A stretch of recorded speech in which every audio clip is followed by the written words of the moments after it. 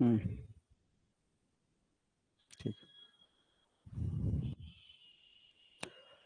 Hello, students. Good evening. I'm back again with another topic: development of English literature. So it's about Renaissance period. How uh, we see Spencerian stanza in Renaissance period, and it came in Romantic revival, then in Victorian and later periods. So now we have key features of Spencerian stanza. So before we go to key features of Spencerian stanza, तो हम देखते हैं इसके origin के बारे में। तो last class में हमने आपको बताया था स्पेंसरियन स्टैंजा के बारे में। तो स्पेंसरियन स्टैंजा जो है it was created by Edmund Spencer. आपको पता है एडमंड स्पेंसर का नाम पहले की क्लास में आपको बता चुके हैं। ये बहुत ही फेमस नाम है और ये नाम है एक ऐसे एपिक राइटर का। इनकी एक एपिक है जिसका नाम है फेरी क्वीन।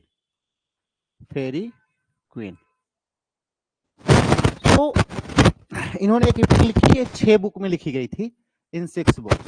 ये देखिए, ये जो फैक्ट्स मैं आपको बीच बीच में बताते चलता हूं, तो ये फैक्ट्स बहुत इंपॉर्टेंट हैं। इनको अगर आप नोट करेंगे और याद करके रखेंगे तो जब भी आप राइटिंग करेंगे और इन चीजों को आप वहां पर इंट्रोड्यूस करेंगे तो आंसर जो चेक करता है ना, जब आपका एग्जामिनर आपकी कॉपी उसके सामने आती है, आंसर चेक करता है, तो बहुत खुश होता है कि आपने डीप में जाके अच्छे से पढ़ाई करी है। पढ़ने का मतलब suppose that I deliver some lecture and you listen and you forget, तो इससे कुछ फर्क नहीं पड़ने वाला है। फर्क इस बात से पड़ता है कि आपने जो भी सुना वो कितना आपको याद है। तो इसीलिए यहाँ पर आपको पीपीटी के माध्यम से चीजें दी गई हैं और जो चीजें आपको मैं एक्स्ट्रा बताता हूँ उसको भी आप नोट करते जाइएगा। वीडियोज तो पढ़े ही रहेंगे, वीडियोज आप आराम से देखेंगे, कोई दिक्कत ही नहीं है। तो हम इसको देखें, स्पेंसरियन स्टैंजा एडमंड स्पेंसर के नाम से ही पड़ा है। ये 9 लाइन स्टैंजा होता है जो है। और स्पेंसर के बारे में अगर हम कहें तो जो है रेनेसा पीरियड जो इंग्लैंड में था, या रेनेसा के साथ साथ शेक्सपियरियन पीरियड भी ये बिलोंग करते थे, एडमंड स्पेंसर साहब, और बड़े ही फेमस पोएट थे। इनकी फेरी क्वीन, जिसके बारे में हमने बता दिया, ये काफी फेमस इनका एपिक था। इन्होंने बहुत सारे पेस्टोरल पोएम्स भी लिखे हैं, तो आप ये भी याद रखेंगे, पेस्टोरल पोएट्री भी ये बहुत लिखा करते थे। अब सबसे पहले क्वेश्चन ये उठता है कि स्पेंसरियन स्टैंजा आ गया, ठीक है, बहुत अच्छी बात है। तो अब स्पेंसर ने खोज लिया, ये भी आप जान गए। दूसरा क्वेश्चन क्या आता है आपके सामने कि वास्तव में स्पेंसरियन स्टैंजा स्पेंसर ने सबसे पहले कहां यूज किया, ये भी क्वेश्चन बनता है। एग्जाम में आप लिखेंगे भी कि Spenserian stanza was first of all used by Edmund Spenser in his poem, उनकी पोयम में, एपिक पोयम जिसका नाम क्या है, the Faerie Queene. Faerie Queene जो कि 1590 से 96, देखिए यहाँ पे डेट में आपको 90 से 96 लिखा है, तो आप सोचेंगे कि सर ये 6 साल कैसे लगातार पब्लिश हुई।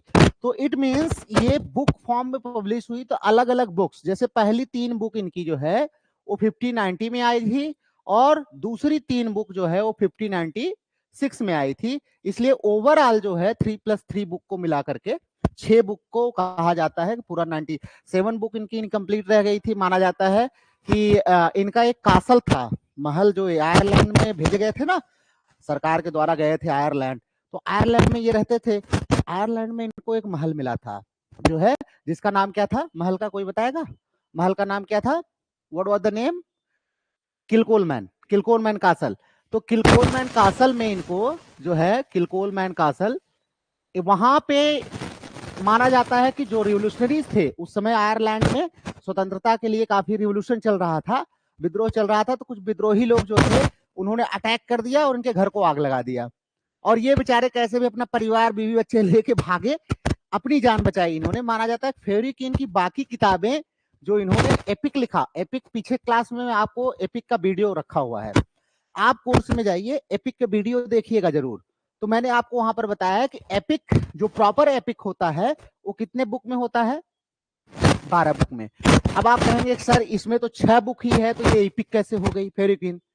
नहीं, ये एपिक का ही पूरा प्लान था इनका लिखने का, लेकिन it is suppose that some books of Faerie Queene were burn, वो जल गई थी वहां पर जब इनका कासल जलाया गया था, ये महल जलाया गया था, तो वहीं पर ये क्या हो गई थी, जल गई थी। तो आइए फिलहाल हम इनको आगे पढ़ेंगे।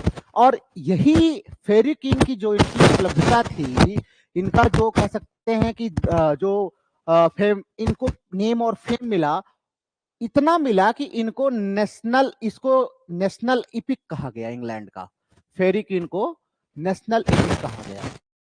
तो अब आप समझ सकते हैं किसी बुक को अगर जो है इपिक को नेशनल इपिक कहा जाए तो कितना जो है उसका प्रभाव पड़ता है।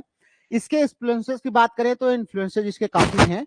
स्पेंसर ने जो है ये जो इंस्पिरेशन लिया था वो इटली का आठवां राइमा के बारे में पहले भी आपसे बात कर चुका हूं कि आठवां राइमा जो है इटली में ओरिजिनेट हुआ था। और राइम रॉयल स्टैंजा जो है, राइम रॉयल स्टैंजा जो कि 7 लाइन स्टैंजा को कहते हैं, ध्यान रखिएगा। आठवां राइमा मतलब 8 लाइन्स और राइम रॉयल मतलब 7 lines. Rhyme royal 7 lines. For the first time rhyme royal stanza in English was used by Geoffrey Chaucer. Geoffrey Chaucer ने इसको यूज किया था, इसलिए इसको चौसरियन स्टैंजा भी कहा जाता है। क्या कहते हैं? चौसरियन स्टैंजा। हालांकि इसके पहले इसको यूज किया था किसने? राइम रॉयल को सबसे पहले किसने यूज किया था? किंग अल्फ्रेड ने। किंग अल्फ्रेड ने यूज किया था, इसीलिए किंग के नाम से रॉयल इसको कहते हैं। क्या कहते हैं? किंग मतलब होता है राजा, राजा को हम रॉयल भी कहते हैं। तो इसीलिए रॉयल राइम मतलब राजा की राइम, इसीलिए इसको कहा गया राइम रॉयल स्टैंजा। क्या कहा गया? Rhyme royal stanza. ये बहुत ही इंपॉर्टेंट जो है क्वेश्चन आपके एग्जाम्स में, खासकर कॉम्पिटिटिव एग्जाम्स में बनता है। वैसे भी आपको जानकारी as a student of English literature you must know कि चौसरियन स्टैंजा क्या होता है, आठवां राइमा क्या है, ये बहुत बेसिक चीजें होती हैं और ये आपको आना ही चाहिए। अब हम इसके डेवलपमेंट की बात करें तो चूंकि हम स्पेंसरियन स्टैंजा की बात कर रहे हैं तो स्पेंसर ही रेनेसां पीरियड में हमको मिलते हैं, तो स्वाभाविक सी बात होगी इसकी शुरुआत भी कहां से मिलेगा आपको? रेनेसां से ही मिलेगा, क्योंकि जो ओरिजिनेटर है उसके पहले तो कोई चीज मिलेगी नहीं, ओरिजिन जहां से हुआ वहीं से मिलेगा। तो रेनेसां पीरियड में ये हमारा 16th सेंचुरी में आप देखेंगे तो स्पेंसरियन स्टैंजा जो है वो बहुत ही एकदम सिंपल था, फ्लेक्सिबल था और इसमें ग्रैंडर बहुत था, बहुत शानदार हुआ करता था। तो इसमें स्पेशली जो देखें तो जो स्पेंसर जो है अपने पेस्टोरल पोएम्स लिखा करते थे, तो पेस्टोरल पोएम्स को एलेबरेट करने के लिए उन्होंने इस टाइप का स्टैंजा फॉर्म निकाला था। 9 लाइन का स्टैंजा काफी बड़ा बड़ा होता है ना, समझने में आसानी हो जाती है क्योंकि रिदम क्रिएट करना पड़ता है, वो रिदम क्रिएट करना इतना आसान नहीं होता है। तो 9 लाइन स्टैंजा काफी उसमें हेल्प करता है, क्योंकि ये एक प्रकार का जितना लंबा होता जाएगा उतना क्या होता है, हमें कंटेंट को वहां रखने में आसानी होती है। 2 लाइन में कोई चीज कहनी हो और कोई चीज आपको 9 लाइन में कहनी हो तो किसमें आप ज्यादा आसानी से कह पाएंगे? 9 लाइन में आप आसानी से कह पाएंगे, स्वाभाविक सी बात है। तो अब ये रोमांटिक रिवाइवल में हम अगर देखें तो रोमांटिक्स में हम पहले भी आपसे चर्चा कर चुके हैं कि इन रोमांटिक रिवाइवल की जब हम बात करते हैं तो यहां पर हमें 2 राइटर ऐसे मिलते हैं खास करके जिन्होंने स्पेंसरियन स्टैंजा को बहुत ज्यादा फॉलो किया, स्पेंसरियन स्टैंजा को। तो one was Lord Byron. Lord Byron का नाम आप मत भूलिएगा, इनका पूरा नाम है George Gordon Byron. George Gordon Byron, Lord इनको उपाधि मिली थी बाद में, तो इसलिए लॉर्ड बायरन कहे जाते हैं। तो जॉर्ज गॉर्डन बायरन महोदय थे। दूसरा नाम आप मत भूलिएगा, it was John Keats. John Keats, जिनको क्या कहा जाता है? जॉन कीट्स को कहा जाता है late romantic poet. Late romantic poet कहलाते हैं, ये रोमांटिक एज में आए थे। जॉन कीट्स, पीबी शेली, ये सब नाम हमेशा आप याद रखेंगे और पीबी शेली ने भी इसका यूज किया है। एग्जाम्पल्स की अगर हम बात करें तो लॉर्ड बायरन की एक इपिकल पोएम है चाइल्ड हेरोल्ड्स पिलग्रिमेज, ये बहुत ही फेमस पोएम है इनकी, इसको इन्होंने स्पेंसरियन स्टैंजा में लिखा हुआ है। और कीट्स की the eve of saint Agnes. तो जब हम कीट्स की बात करते हैं तो Keats is known for his odes, ये अपने ओड्स के लिए जाने जाते हैं कीट्स। इनके ओड जब मैं पढ़ा रहा तो मैंने आपको बताया था कि इनके 6 ग्रेट ओड्स, 6 ग्रेट ओड्स। आपसे एग्जाम में क्वेश्चन पूछता है कहीं कहीं 7 भी देता है, +1 कर देता है, लेकिन बेसिकली इनके 6 बहुत बड़े ओट्स है। तो वहां पर मैंने 6 के नाम आपको दिए हुए हैं, तो उसको आप एक बार वीडियोस में जाके ओट्स को देख लीजिएगा। तो ये 2 एग्जांपल आप याद रखिएगा। समवन आस्क यू कि आप बताइए स्पेंसर स्टैंजा जिसमें यूज किया होगा ऐसे 1-2 पोएम के नाम बताइए, तो आप तुरंत बताएंगे लॉर्ड बायरन की चाइल्ड हेराल्ड पिलग्रिमेज और जॉन कीट्स की ईव ऑफ सेंट एग्नेस। तो ये काफी इंपॉर्टेंट क्वेश्चंस आपके एग्जामिनेशन के लिए बनता है। विक्टोरियन एरा में देखें तो विक्टोरियन जो थे उसमें अल्फ्रेड लॉर्ड टेनिसन लगभग हर एक फील्ड के मास्टर हमको दिखाई देते हैं, तो इन्होंने कहीं कहीं इसका यूज किया है, अर्थात 9 line stanza now became less popular. अब 9 लाइन स्टैंजा जो है उसकी पॉपुलैरिटी धीरे धीरे कम होने लगी। कभी कभार जो है ये हमारे विक्टोरियन पोएट थे अल्फ्रेड लॉर्ड टेनिसन, ये नाम आपको मैं पहले भी बता चुका हूं। ये क्या कहलाते हैं बताइए, क्या कहते हैं इनको हम? अल्फ्रेड लॉर्ड टेनिसन को क्या कहते हैं? विक्टोरियन इरा के क्या कहते हैं इनको? विक्टोरियन इरा का बताओ, बताया हमने क्लास में जब हम आपको पढ़ा रहे थे, क्या एलजी पढ़ा रहे थे, तो एलजी में हमने बताया था कि इन्होंने अपने फ्रेंड की डेथ पर एक एलजी लिखी थी, उसका नाम क्या था? आर्थर हेनरी हेलम की डेथ पर लिखा था एक एलजी, उसका नाम क्या था? इन मेमोरियम। वो बताते समय मैंने आपको बोला था, क्या आपको मैंने ये बताया था कि इनको जो है कहा जाता है representative poet of Victorian era, representative poet of Victorian era. तो आपसे कोई पूछे कि विक्टोरियन एज का रिप्रेजेंटेटिव पोएट कौन है, तो ये समझो it was Alfred Lord Tennyson. हालांकि इनको जो है ऐसे ही नहीं, 1850 में वर्ड्सवर्थ की जब डेथ हुई तो इनको क्या मिल गया? पोएट लॉरेटशिप मिल गई। पोएट लॉरेट मतलब राज दरबारी कवि। राज दरबारी कवि जो होते हैं इनको बोलते हैं पोएट लॉरिएट। Poet laureate. तो ये पोएट लॉरिएट बन गए थे 1850 में। कब? On after the death of after the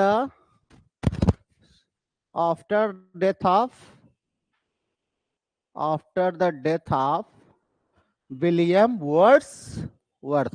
तो ये सब आप नोट करते जाया करिए, इन सब चीजों को याद करते जाया करिए। These facts are going to give you good marks in the examinations if you do mention these facts. आपको आता है, चाहे आपको वर्ड्सवर्थ के बारे में लिखने के लिए आ जाए तो आप यहां से उठा सकते हैं। तो now we come to another features of Spenserian stanza. The first we have about structure. Structure की हम बात करते हैं तो from the very beginning I told you Spenserian stanza 9 line का एक स्टैंजा होता है। तो सबसे पहला फीचर यही है कि ये कितने लाइन का है? 9 लाइन का है। अब बात ये होती है कोई चीज 9 लाइन का हो गया तो हम कैसे ये डिवाइड उसको करेंगे। जैसे 14 लाइन का सोनेट आपको होता था, तो वहां पर मैंने आपको डिवीजन बताया। सोनेट का पूरा वीडियो पड़ा हुआ है, आप जाइएगा, सोनेट पे स्पेशल एक पूरा वीडियो है, तो वहां पर जाकर आप देखेंगे तो आपका जो है इटालियन सोनेट के बारे में हमने पूरा बताया है, कैसे आया, कहां से आया। आपको उसके बाद इंग्लिश सोनेट के बारे में बताया, कैसे याट एंड सरे इटली गए थे, फिर वहां से सोनेट को लेकर आए, फिर उसका रूप कैसे बदल दिया। कर्टल सोनेट का भी हमने जिक्र किया हुआ है। तो सोनेट को जैसे हमने देखा कि इटालियन में ऑक्टेव स्टेट में बांटते हैं, ऐसे ही इंग्लिश में जो है उसको क्वार्टेन और कपलेट में बांटते हैं। तो ऐसे ही हमारे स्पेंसरियन स्टैंजा को हम 8 लाइन में और लास्ट में 1 लाइन 8+1 में बांटते हैं। अच्छा, 8+1 में बड़ा अजीब सा लगेगा, अरे सर ये क्या बात हुई, आपने 8 लाइन 1 कर दिया और 1 लाइन 1 कर दिया। अब 8 लाइन 1 करने का मतलब ये था कुल मिला जुला करके कि 8 लाइन को हम अगर 2 से डिवाइड करेंगे तो ये हमारा 4 हो जाएगा। 4 लाइन को हम कहते हैं क्वार्टेन, तो थोड़ा सा कहने में अच्छा लगेगा, ठीक है, क्वार्टेन। तो अगर हम कहें तो इसको कह सकते हैं 2 क्वार्टेन्स एंड प्लस 1 लाइन बची, 1 लाइन। अब इसको रटेंगे कैसे, याद कैसे करेंगे, तो कंफ्यूजन होता है। तो जो क्वार्टेन्स वाली लाइंस होती हैं ये होती हैं आयम्बिक पेंटामीटर। आयम्बिक पेंटामीटर मैं पहले भी बता चुका हूं, मोनो डाई सब पीछे की वीडियोज में पड़ा हुआ है, आप जाके देखिए। मोनोमीटर किसको कहते हैं, डाईमीटर किसको, ट्राईमीटर, टेट्रामीटर, पेंटामीटर, हेक्सामीटर, सेप्टामीटर, जो है, और उसके बाद आपका स्पेंसरियन स्टैंजा, ये सब हमने वहां पे बताया है। तो पेंटामीटर है। आयम्बिक को हमने बताया मीटर पे, एक पूरा वीडियो ही है मेरा, आप मीटर पे जाके देखिए, एक पूरा वीडियो है जहां पे हमने आपको बताया आयम्बस क्या होता है, ट्रॉसी क्या होता है, एनापेस्टिक क्या होता है, डैक्टिलिक क्या होता है, स्पॉन्डी क्या होता है, पैरिक क्या होता है, ये सारा बताया है कि unstress syllable followed by stress syllable, that is iambus. Unstress हमने आपको बताया था कि अगर आप यूएस गए हैं तो इसका मतलब आप आयम्बस हैं, क्या है, आयम्बस है। और यूएस से वापस आ गए तो आप क्या हो गए, आप ट्रॉसी हो गए, क्या हो गए, ट्रॉसी हो गए। तो ये आप याद रखेंगे तो आपके लिए काफी हेल्पफुल होगा। एक emergency call there.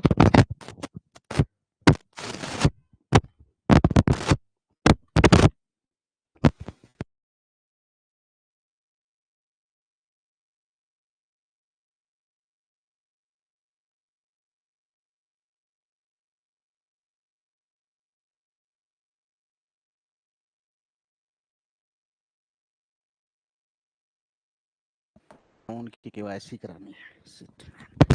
Okay, got it now. तो इसकी जो 8 लाइन होती है, फर्स्ट 8 लाइंस, फर्स्ट 8 लाइंस क्या है, first 8 lines are iambic pentameter. तो याद रखिएगा, आयम्बिक पेंटामीटर मतलब unstress syllable followed by stress syllable, अर्थात पीछे भी आपको बता चुका हूं, I am repeating these things again again, why, because these things are basic of English literature. अगर आपको ये सारी चीजें नहीं पता होंगी तो लिटरेचर को आपको समझने में, पढ़ने में आनंद नहीं आएगा, और आप जब आनंद नहीं ले पाएंगे, कोई भी चीज अगर आप बिना आनंद के करते हैं तो थोड़े समय बाद वो बोरिंग हो जाती है, उसको फिर कर नहीं पाते। इसका आनंद आप तभी ले सकते हैं जब आपको पता हो कि आप 5 बार यूएस आप गए हैं, और ये हो गया आयम्बिक पेंटामीटर, और 5 बार गए हैं, चूंकि घर इंडिया में है तो वापस भी आएंगे, हाँ, वहां बसने वाला का इरादा तो नहीं है अभी फिलहाल। तो आप वापस आए तो ये हो गया आपका ट्रॉसी हो गया, क्या हो गया, ट्रॉसी हो गया। और हमने आपको ये भी बताया था, आपको हमने वहां ये भी बताया था कि एक बार आप तो गए यूएस और लौट आए, अब गए वहां पे आपने पूरी अपनी सेटिंग कर ली, तो आपने अपने मित्र को कहा कि मित्र तुम भी चलो, तो इस बार तुमने क्या किया, यू के साथ यूएस गए, यू के साथ यूएस गए,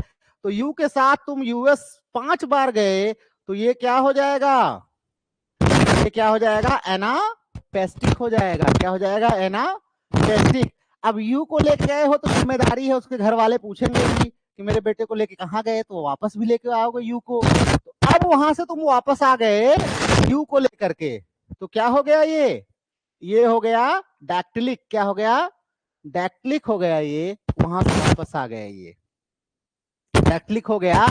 अब चूंकि वहां से वापस आ गए, ये सब काम तुमने कर लिया, तो अब सबको उम्मीदें जग गई कि बेटा यूएस गया था, कमा उमा के बढ़िया आया होगा, और उसके बाद आप आते ही बोले कि हमारे पास तो पैसा नहीं है, खर्चे के लिए थोड़ा सा पैसा दे दो, तो लगे चिल्लाने जोर जोर से, तो ये क्या हो गया, जोर जोर से चिल्लाने लगे, तो ये क्या हो गया, स्पॉन्डी, क्या हो गया, मतलब 2 स्ट्रेस सिलेबल लगातार आएंगे, तो ये क्या हो गया, स्पॉन्डी हो गया। फिर पापा चिल्ला के ले गए, तो मम्मी ने बड़े प्यार से कहा कोई बात नहीं बेटा, कोई दूसरा काम कर लेना, तो ये क्या हो गया, पायरिक, क्या हो गया, पायरिक। तो ये आपके 6 आपके मीटर जो मैं पहले भी आपको बता चुका हूं, ये हो गया आपका आयम्बस, ये हो गया आपका ट्रॉसी, ये हो गया आपका एनापेस्टिक, ये हो गया आपका डैक्टिलिक, और आपका हो गया स्पॉन्डी, और ये हो गया आपका पायरिक। तो ये 6 आप याद रखिएगा। तो इसमें क्या होता है, अब स्पेंसरियन में हम फिर से आ जाते हैं। तो स्पेंसरियन में क्या होता है, स्पेंसरियन में 8 लाइन आयम्बिक पेंटामीटर होती है और लास्ट की लाइन आयम्बिक हेक्सामीटर होती है। हेक्सामीटर मतलब हमने आपको बताया था 1 metre equal to 2 syllable, 2 syllable. तो इसका मतलब 6 मीटर हो गया, 6 into 2 equal to 12 syllabic. 12 syllabic line, 12 syllabic line क्या बोलते हैं, अलेक्जेंड्राइन बोलते हैं। क्या बोलते हैं, अलेक्जेंड्राइन। तो जब हम इसको आपसे कुछ पूछेगा कि स्पेंसरियन स्टैंडर्ड क्या होता है, तो आप बताएंगे 2 quadrants followed by an alexandrine line. एक अलेक्जेंड्राइन लाइन आपका आएगा तो क्या कहलाएगा, ये क्या कहलाएगा, स्पेंसरियन स्टैंजा।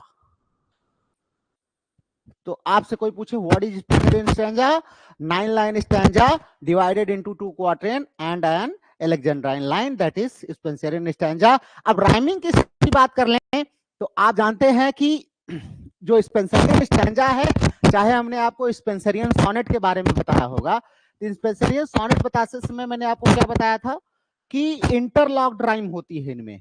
इनमें क्या होती है, इंटरलॉक्ड राइम होती है। इंटरलॉक्ड मैं आपको समझा भी चुका हूं, go to my previous videos and find out everything, वहां से आपको पता चलेगा इंटरलॉक्ड राइम क्या होता है। तो जैसे हमने ये ए बी लिखा, तो अब शेक्सपियरियन में क्या होता है, शेक्सपियरियन में ए बी का काम यही खत्म हो जाता है पहले एक क्वार्टर में, वो फिर सी डी लेते हैं। लेकिन इंटरलॉक्ड राइम क्या करता है, repeats the second and fourth and make it first and third in the next one. तो यहां पर सेकंड एंड फोर्थ में क्या है, बी। अब ये रिपीट हो जाएगा तो हो जाएगा बी, बी के बाद आएगा सी, फिर ये रिपीट होगा, फिर सी। अब ये सी आगे चला जाएगा, सी डी डी।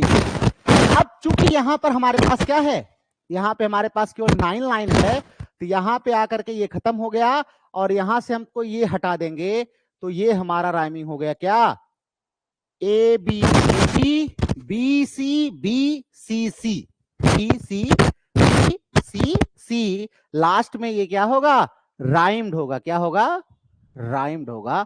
अर्थात शेक्सपियर में जैसे राइम्ड कपलेट होता है, उसी प्रकार से आप कह सकते हैं यहां भी राइम्ड है।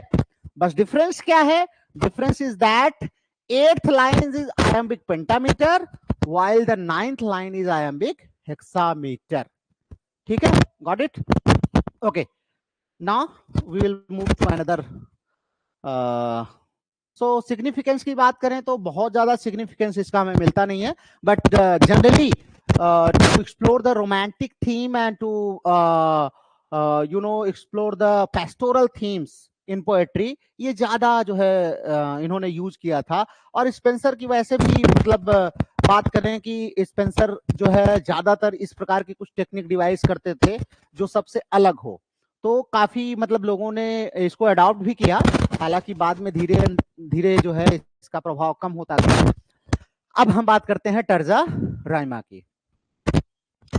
टर्जा राइमा के बारे में अगर हम बात करें तो terza Raima is a poetic form.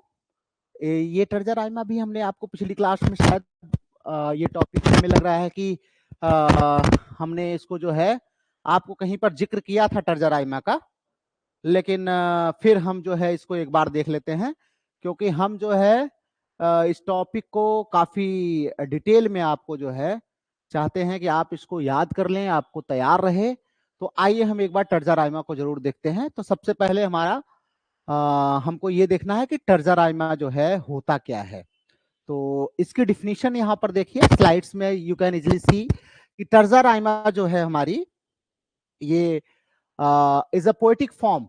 तो टर्जा राइमा एक पोएटिक फॉर्म है हमारा, कंसिस्टिंग ऑफ इंटरलॉकिंग 3 लाइन। अब इंटरलॉकिंग रहेगा, इंटरलॉकिंग आप समझ जाइए, इंटरलॉकिंग जब भी मैं कहूं तो इट मींस उसमें से एक क्राइम क्या होती है, अगले स्टैंजा में कैरी फॉरवर्ड करती है। तो इंटरलॉकिंग 3 लाइन्स होती हैं, 3 लाइन्स जो है वो क्या होती हैं, इंटरलॉकिंग होती हैं। और 3 लाइन्स को हम क्या बोलते हैं, टर्सेट्स। क्या बोलते हैं, टर्सेट्स। तो ध्यान रखिएगा, इसको हम बोलते हैं a series of interlocking tersets. A series of interlocking tersets is called terza rhyma. Tersets is called terza rhyma. तो ये आप जरूर ध्यान रखेंगे, सीरीज होनी चाहिए, मतलब 3 लाइन, फिर 3 लाइन, फिर 3 लाइन, फिर 3 लाइन, ऐसे ऐसे करके चलेगा। ये आपका हो गया टर्सेट्स, और ये पूरी सीरीज हो गई, ये क्या हो गया, टर्जा रिमा हो गया। और इसकी राइमिंग क्या हो जाएगी, A B C, B C D, C D E D E D, E F E, ऐसे ये आगे की तरफ बढ़ता चला जाता है, इंटरलॉक्ड राइम होती है, ठीक है। तो ये ध्यान रखिएगा, ये इसमें राइम स्कीम होती है। और टर्जा राइमा में 3 लाइंस की जो है टर्सेट्स होता है। हाँ, इसके इन्वेंशन की बात करते हैं तो इटली में जो है इसकी खोज हुई थी, जिसको किया था हमारे बहुत ही फेमस एक इपिक है, डिवाइन कॉमेडिया। डिवाइन कॉमेडिया, जिसको डिवाइन कॉमेडी भी इंग्लिश में हम बोलते हैं, तो डिवाइन कॉमेडिया को लिखा था दांते। तो दांते महोदय इटली में थे, 14th सेंचुरी में, पेट्रार्क के टाइम में जब आपका सोनेट की खोज हुई थी, उस समय इटली में 3 बहुत फेमस राइटर थे, एक पेट्रार्क थे, एक दांते थे, और एक क्या नाम था उनका, कैटुलस शायद उनका नाम था, I am missing the name. तो इन्होंने यूज किया अपनी डिवाइन कॉमेडिया में पहली बार इस पैटर्न को, जिसको क्या कहा गया, टर्जा राइमा कहा गया। तो याद रखिएगा, इनकी डिवाइन कॉमेडी में इसका यूज किया गया है, डिवाइन कॉमेडी में, जिसमें एक आता है इन्फर्नो और पर्गेट्रियो और पैराडिसो, 3 इसका पार्ट है। मतलब आप जब दाते का जो है एपिक पढ़ेंगे तो उसमें बुक के कुछ पार्ट्स हैं, तो एक पार्ट का नाम है इन्फर्नो, उसमें टर्जा राइमा यूज हुआ है, परगेटोरियो में भी हुआ था, जिसको परगेशन बोलते हैं, और पैराडिसो में भी हुआ है, तीनों में इन्होंने यूज किया है, making it one of the most significant poetic forms in world literature. बाद में चल के बहुत फेमस हुआ, और इंग्लैंड में तो एक मैं नाम बताऊं आपको, पर्सी बीसी शेली, नाम आपने सुना भी होगा, पर्सी बीसी शेली, पीबी शेली जिनको कहते हैं रोमांटिक एरा में, इनकी एक बहुत ही फेमस ओड है। कोई बता सकता है कौन सी ओड जो टर्जा राइमा में लिखी गई है, टर्सेट्स में, बताइए।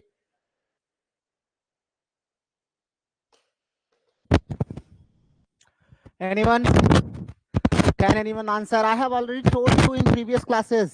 इसीलिए मैं बार बार कहता हूँ, go to my videos again and again. आप वहां पर बहुत कुछ आपको लिटरेचर में मिलेगा, इनको आप आसानी से छोड़ नहीं सकते, ध्यान रखिएगा। उनका नाम था पर्सी बीसी शेली, पर्सी बीसी शेली की the west wind, ode to the west wind, ठीक है। Now see the development of European in European literature. अब 14th सेंचुरी से 16th सेंचुरी, बहुत सारे बच्चे ऐसे भी क्वेश्चन पूछ लेते हैं कि सर आपने तो एलजी को बताया कि ग्रीक में शुरू हुआ, आपने ओड को बताया ग्रीक में शुरू हुआ, आप टर्जा राइमा को बता रहे हैं 14वीं शताब्दी में शुरू हुआ। तो भैया दाते 14वीं शताब्दी में ही आए थे, तो पहले कैसे आया जाता टर्जा राइमा?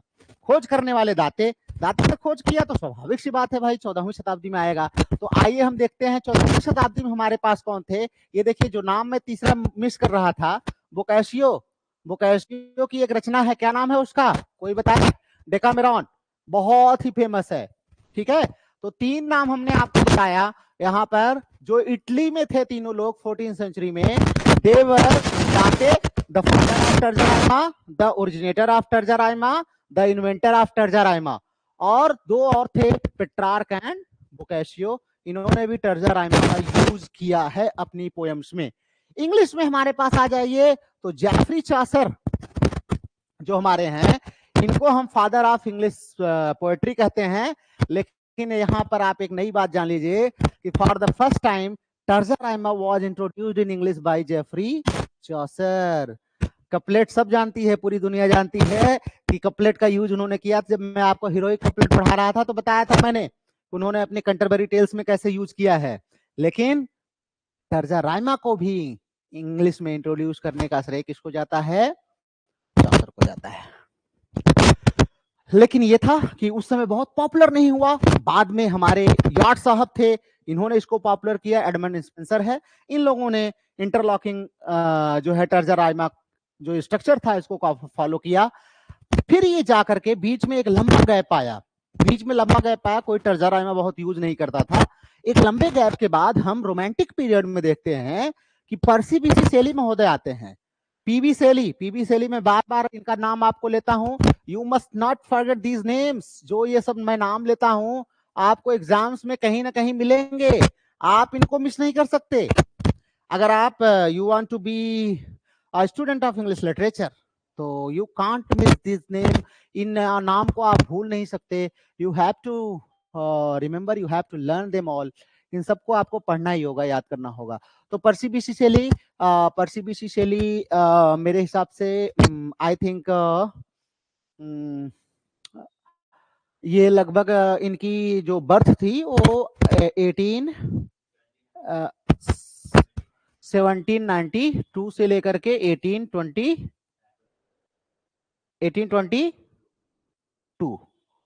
तक, लगभग 30 साल ये जिंदा रहे थे। इनके एक बड़े अच्छे मित्र थे। जब एलजी मैं आपको बता रहा था तो वहां पे मैंने बताया था कि इनके एक बड़े अच्छे मित्र थे कीट्स साहब, वो भी बड़े अच्छे पोएट थे। उनकी डेथ हो गई। तो उनकी डेथ किससे हुई? उनकी डेथ किससे हुई है? किससे? ट्यूबरकुलोसिस से, टीबी जिसको हम बोलते हैं, टीबी से उनकी डेथ हुई थी। और उनकी डेथ पर एक बहुत फेमस एलजी लिखी थी। एलजी मैंने उस वीडियो में बताई भी है। हाँ, एडोनिस बहुत ही फेमस एलजी है। तो ये वही पर्सी बीसी शैली है जिन्होंने टर्जा राइमा यूज किया। किसमें? Ode to the west wind, बहुत ही फेमस इनकी ओड है। You can not become a student of a master in English literature if you do not study Percy BC Shelley and especially his ode to the West Wind. Masters तक आते आते आपको ये poem मिल ही जाएगी। ये उनकी ख्याति है जो है पर्सी बीसी शैली की। और दूसरे लोग जो थे टर्जा राइमा यूज करने वाले, लॉर्ड बायरन, हमने आपको पीछे भी बताया, लॉर्ड बायरन, लॉर्ड टेंशन, इन लोगों ने काफी एक्सपेरिमेंट करके इसको फॉलो किया। मॉडर्न में देखें तो मॉडर्न में T S Eliot follows and W H Auden, ये दोनों नाम मैं पहले भी आपको बता चुका हूं। टीएस इलियट, जिनको कभी कभी क्या कहा जाता है? कभी कभी कहा जाता है द फर्स्ट मॉडर्न पोएट, पहला मॉडर्न पोएट भी इनको हम कहते हैं, टीएस इलियट को। ठीक है। और इनके बारे में आगे चल के हम लोग बहुत कुछ पढ़ेंगे, इनकी बहुत सारी किताबें हैं। तो आगे हम जैसे जैसे साहित्य में थोड़े से बड़े होते जाएंगे, आप जैसे जैसे day by day, year by year grow करते जाएंगे, तो आप बहुत सारे राइटर्स के बारे में जानेंगे। तो आइए हम नेक्स्ट पॉइंट पे चलते हैं, इसके की फीचर्स के बारे में बात कर लेते हैं। तो आपको हमने बताया कि ये टर्सेट्स में लिखा जाता है। टर्सेट्स मींस 3 लाइंस, आपकी 3 लाइंस, राइमिंग इंटरलॉक होती है। तो देखिए यहाँ पर इंटरलॉक राइमिंग है। ये बी आपका यहाँ आ गया, फिर ये सी आपका यहाँ आ गया, ये डी ऐसे आगे बढ़ता जाएगा, इसी तरीके से ऐसे आगे बढ़ता जाएगा। तो लास्ट में एक कंक्लूडिंग कपलेट होता है, जो है एक कंक्लूडिंग कपलेट होता है लास्ट में, ये ध्यान रखिएगा। स्ट्रक्चर की बात करें तो अभी हमने आपको बताया कि इंटरलॉकिंग राइम इसका स्ट्रक्चर है, और कुछ इसमें कुछ खास नहीं है। थीम की अगर हम बात करें तो themes are often narrative and reflective. Significance की हम बात करते हैं तो terza rima's interlocking rhyme scheme provides a unique structure flow. इसको आप थोड़ा सा पढ़ लीजिए, ऐसा इंपॉर्टेंट है नहीं, बस आपको ये टर्जा राइमा में आपको ये हमेशा ध्यान रखना है। इट वाज ओरिजिनेटेड बाय दांते in Italy and it then came to England and it was introduced by Geoffrey Chaucer and then it was popularized by P.B. Shelley and Lord Byron etc. इस तरीके से आप इसको याद रखेंगे। 3 line टर्सेट्स में होता है, इंटरलॉकिंग राइमिंग होती है, राइम स्कीम आप याद रखेंगे। ये आपके लिए बहुत मोर देन सफिशिएंट है आपके लेवल पर, लेकिन इसको हम और भी हाई लेवल पर ले जाएंगे जब आप थोड़े से और बड़े होंगे और ग्रो करेंगे लिटरेचर में। बड़े होने का मतलब व्हेन आई सी बड़े होंगे, मतलब बड़े तो आप पहले से हैं, थोड़ा सा ग्रो करेंगे लिटरेचर में तो आप इसको और बेहतर तरीके से समझेंगे। तो आज हम जो है एक बार कुछ क्वेश्चंस आपसे यहाँ पर हम करेंगे और आपसे उम्मीद करेंगे कि आप उनके जवाब थोड़ा सा दीजिए। तो कुछ इंटरटेनिंग सेशंस हमारे जो है क्वेश्चन आंसर सेशंस हो जाते हैं। काफी अच्छा लगता है जब बच्चे रिप्लाई करते हैं कुछ क्वेश्चंस का, तो लगता है कि हाँ चलिए वो पढ़ रहे हैं और हमारी मेहनत जो है वो सफल है। तो आइए जो है हम लोग कुछ 1-2 क्वेश्चंस आपसे पूछते हैं जो है, फिर हम क्लास को एंड करेंगे। तो चलिए यहाँ पर थोड़ा सा हमारे पास स्पेस है, तो just use this space begin your question answer session. तो शैल आई बिगिन विथ क्वेश्चंस को शुरू किया जाए। तो शुरू करते हैं क्वेश्चन को। चलिए, पीछे हमने बहुत सारे वीडियोस आपको बनाए हैं, अलग अलग टॉपिक्स पर बनाए हैं, उन्हीं में से हम किसी एक पर आपसे क्वेश्चन पूछते हैं। तो आइए देखते हैं। सबसे पहला क्वेश्चन मेरा है, सोनेट से है ये question. Sonnet was originated in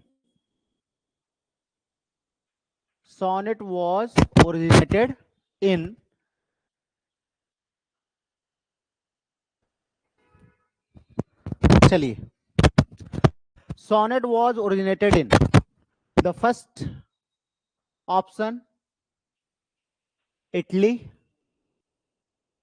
second option France, third option Greece, fourth option रोम। तो फटाफट आंसर दीजिए, फटाफट आंसर दीजिए। पहला option, okay, Italy, very good. तो जिन्होंने इटली आंसर दिया है वो बिल्कुल सही है। चलिए दूसरा क्वेश्चन चलते हैं। How many sonnets were written by William Shakespeare?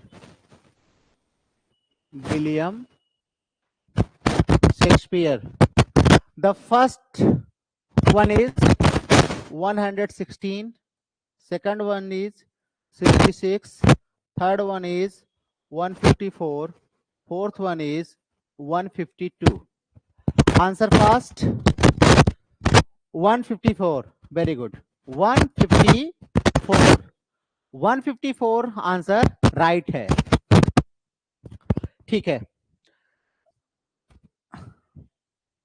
The next question,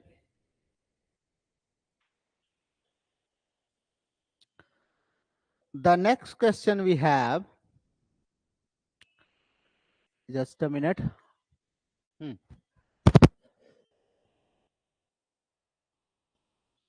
Identify the right classification of Shakespeare's sonnets. आपको ऑप्शन में दे रहा हूं। Option 1 2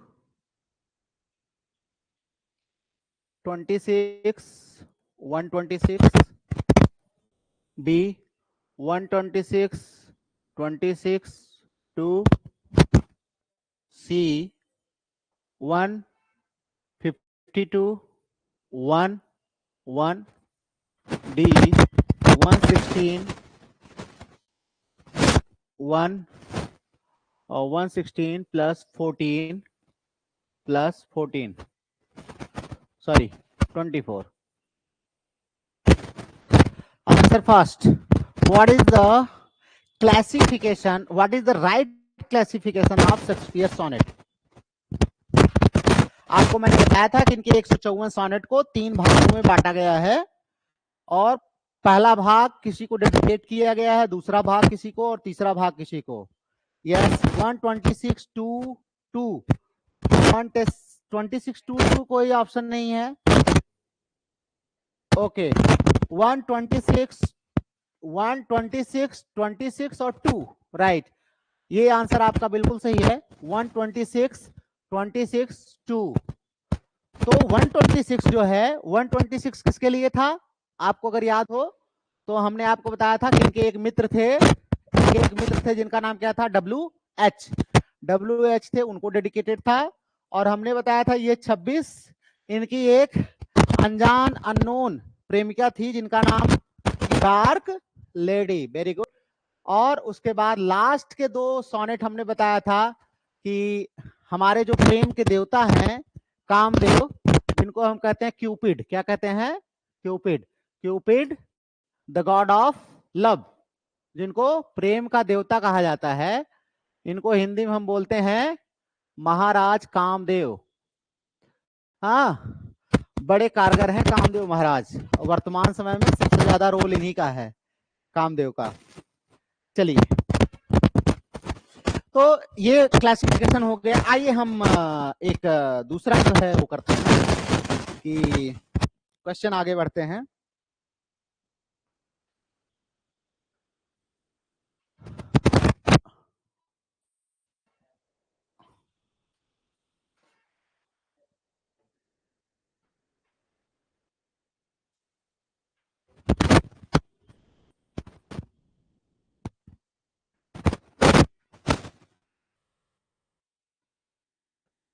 The elegy written in a country churchyard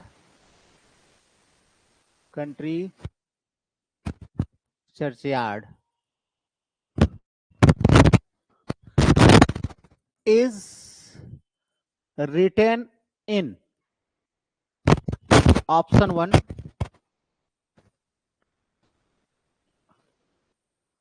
Tarzarima, option 2 sonnet, option 3 quatrain, option 4 couplet. Answer fast. You have only 15 seconds. 15 second है आपके पास, फटाफट answer दीजिए। LG return in country churchyard, जो किसकी एलजी है? टॉमस ग्रे की। हमने आपको बताया था टॉमस ग्रे की बहुत ही फेमस एलजी है। ये किस स्टैंजा फॉर्म में लिखी गई है? सोनेट में लिखी गई है, टर्जराइमा में लिखी गई है, क्वार्टेन में लिखी गई है, कपलेट में। Answer fast, answer fast, answer it, reply quatrain, reply fast, waiting for your answers. Time is running out, 5 seconds left. Tarzarima, no, this is wrong answer. Any, try again. Yes, it was written in quatrain form, 4 line में लिखा गया है, ध्यान रखिएगा। क्वार्टेन form में 4 line में लिखा गया है। तो ऐसे ही क्वेश्चन, यस क्वार्टेन में भी, नो क्वार्टेन में भी नहीं, क्वार्टेन ही, नॉट क्वार्टेन में भी। चलिए, बहुत अच्छे, वेरी गुड। चलिए next question.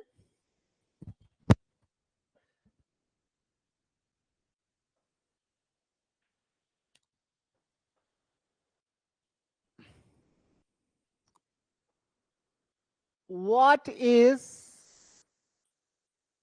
the correct sequence or pattern of movements in a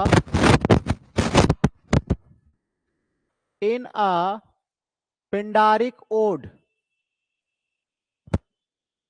question आपका है, what is the correct sequence of pattern of movements इन अ पिंडारिक। जब पिंडारिक ओड लिखा जाता है तो उसमें जो सिंगर्स होते हैं उनके मूवमेंट्स का सही क्रम क्या है, वो आप बताइए। The first answer is strophe, anti स्ट्रॉफी,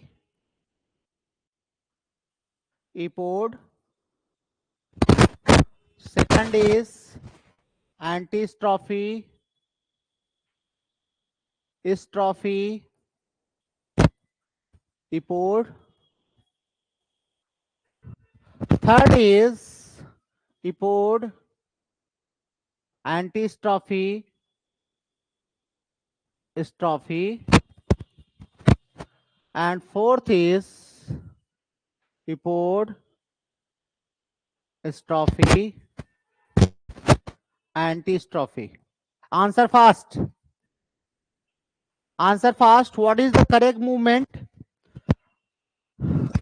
what is the correct movement of singers in a Pindaric ode? Pindaric ode में मैं आपको बताया था, मैंने चल चल के भी बताया था आपको स्टेज पे कि कैसे इधर से उधर जाते हैं, इधर से उधर जाते हैं, तो किसको क्या बोलते हैं? Right to left, left to right, फिर बीच में आके खड़े हो जाते हैं, उस मूवमेंट को क्या बोलते हैं? I have already told you. So answer fast. What is the correct sequence or pattern of movement in a Pindari ode? Pindaric ode में जो मूवमेंट होता है उसका करेक्ट सीक्वेंस क्या है? Strophe, antistrophe and epode. Strophe, antistrophe and epode. Very good.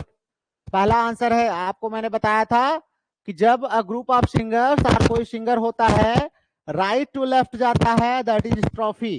फिर left to right आता है, दैट इज एंटी स्ट्रॉफी. फिर बीच में आके खड़ा हो जाता है, दैट इज इपोर्ट. ये मैं आपको बता चुका हूं, ये मूवमेंट्स होती है. तो ये आप याद रखिएगा. ऐसे आपको एग्जाम्स में ऑब्जेक्टिव क्वेश्चंस बना करके दिए जा सकते हैं, तो इनको आपको जरूर याद रखना चाहिए.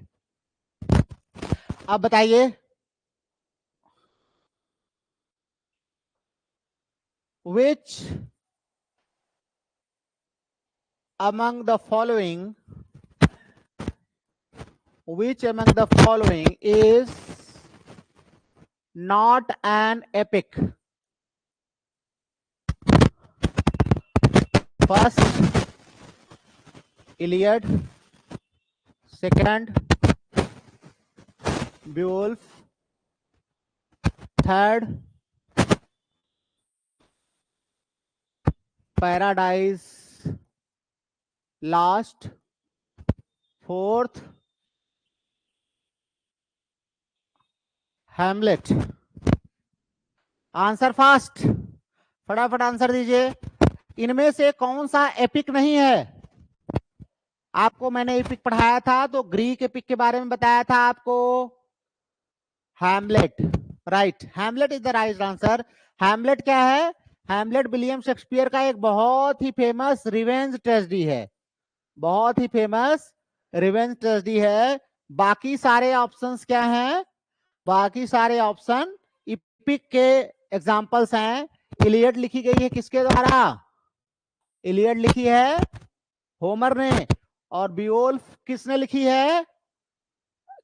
आज तक इसका पता नहीं चला, एनोनिमस है ये. इसका नाम आज तक नहीं पता है. ये मैं आपको चिल्ला चिल्ला के क्लास में मैंने बताया था, एनोनिमस है. पैराडाइज लॉस्ट किसने लिखी है? जॉन मिल्टन ने. अब तीनों जब इपिक हो गए तो बचा कौन? बचा Hamlet. Hamlet is the right answer. चलिए, तो ये 4-6 क्वेश्चन आपके रिवीजन के जो मैंने अभी आपको थोड़े से बना दिए हैं. तो अगले टॉपिक के साथ हम लोग कल की क्लास में आएंगे. तब तक आप इसको रिवाइज करिए, खूब अच्छे से पढ़िए, और अपने फ्रेंड्स से भी आप लोग कहिए कि as soon as possible live आएंगे तो it will be more interesting to teach you. होता क्या है, जैसे यहाँ पर बच्चे बैठे हुए हैं तो आनंद आता है उनको देख करके और पढ़ाने में. तो कुछ ऑफलाइन में आए और मैक्सिमम लोग ऑनलाइन में जुड़े, तो बहुत ही इंटरेस्टिंग सेक्शन आपका बनेगा और मजा आता है पढ़ाने में और आपसे क्वेश्चंस करने में, आपको बताने में. आपको बहुत कुछ सीखने को मिलेगा. तो अपने फ्रेंड से कहिए कि as soon as possible app को डाउनलोड करें. ये जो सेवा है ये बिल्कुल फ्री ऑफ कॉस्ट है. I am not charging anything for it, और मैं कभी चार्ज भी नहीं करता हूँ. मेरा पढ़ाने का एक शौक है तो मैं आपको पढ़ा रहा हूँ. whatever is required you have to just pay 100 rupees there. I think that is platform charges. तो आप उसको आसानी से पे कर सकते हैं. you can enjoy the whole course.